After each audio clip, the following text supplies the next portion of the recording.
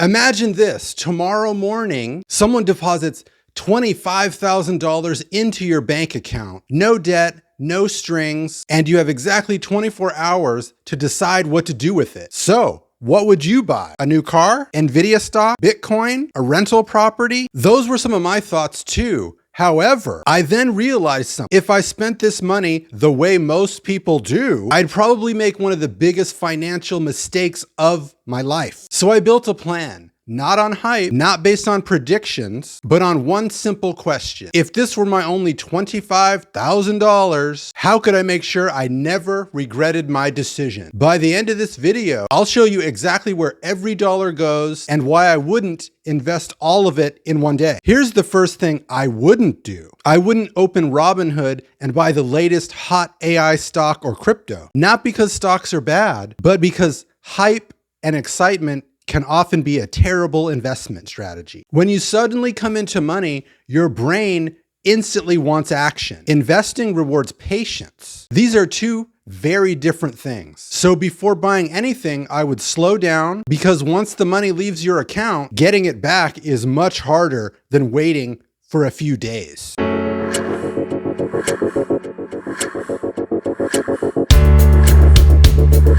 The first question I wouldn't ask is, what should I invest in? The question I would ask is, what could destroy my financial plan? If I had high interest credit card debt, that's where the money goes every single time. Paying 24% interest while hoping to earn 10% in the market isn't investing. It's gambling with math. If I had no high interest debt, fantastic, great. Let's get to it. Before investing $1, I'd make sure I had the emergency fund. Why? Because the stock market doesn't care if your transmission fails, or if your roof leaks, or your water heater dies, or you slip and fall and break your ankle. These things happen, and usually at the worst time. And I never want to sell investments just because they happened. Cash isn't exciting, it's freedom. Now it's finally time to invest. Here's what I'd buy. First, I'd max out my Roth IRA if I'm eligible. Tax-free growth for decades. How can you beat it? I don't know why anybody wouldn't want to do that. Next, I'd invest in low-cost index funds. Not because they're exciting, but because they're boring. And boring has made a lot of people really, really wealthy. I don't need to pick tomorrow's winners.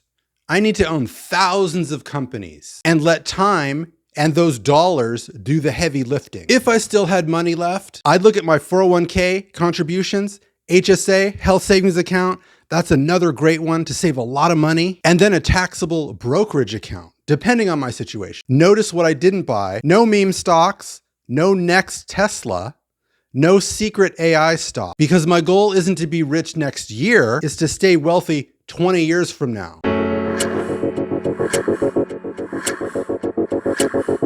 Here's what surprised me the most building this plan. Only part of the $25,000 actually ends up in the stock market on day one. That might sound conservative, but investing isn't about putting every dollar to work immediately. It's about giving every dollar the right job to do. That's very different. Some dollars protect you, some grow. Some reduce risk. Every dollar has a purpose. And that's what real investing looks like. Now, here's exactly what the portfolio would look like. Remember, the goal wasn't to have the hottest investment. The goal was to build something I'd still feel good about 10 years from now, and 20 years from now, it's still growing. So here's where I'd put the money. Number one, a total US stock index fund. Check this out.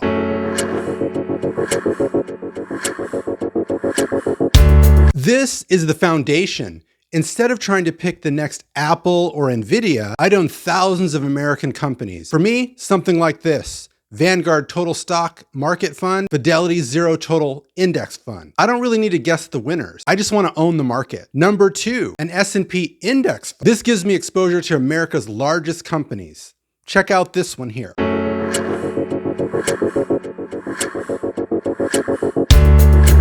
Some people choose only a total market fund. Others prefer the S&P 500. Either way, historically, these have had solid returns. Number three, and international index. The US in the last few years has been incredible, but I don't know what the next 30 years are going to look like. So I'd want to own companies around the world too. Check these out.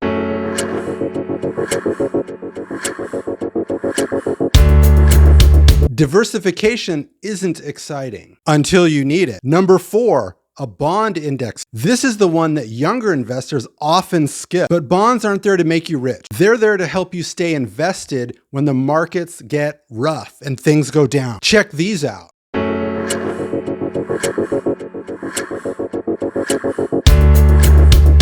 Notice something?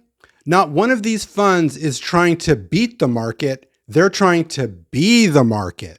Over long periods of time, that has been a strategy that's been very hard to beat, because investing isn't about finding the perfect fund. It's about sticking with a good plan long enough for compounding and those dollars to do the heavy lifting. If you handed me $25,000 tomorrow, this is the portfolio I would build. Not because it's exciting, because I think it gives me the best chance of reaching financial freedom, which is the point of all of this. And I wouldn't wonder if I was making the wrong choice. Wealth is often not about finding the perfect investment. It's about sticking with it for the long term and keep going. So if someone handed me $25,000 tomorrow, I wouldn't ask, what's the hottest investment? I'd ask, what decision will I be proud of 10 years from now? Because building wealth isn't about making one brilliant investment. It's about making dozens of smart decisions and avoiding a really bad one.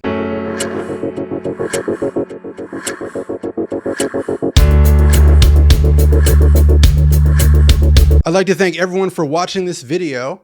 Don't forget to like and subscribe. I really appreciate it. This has been Damon D. Stack smart, stack often.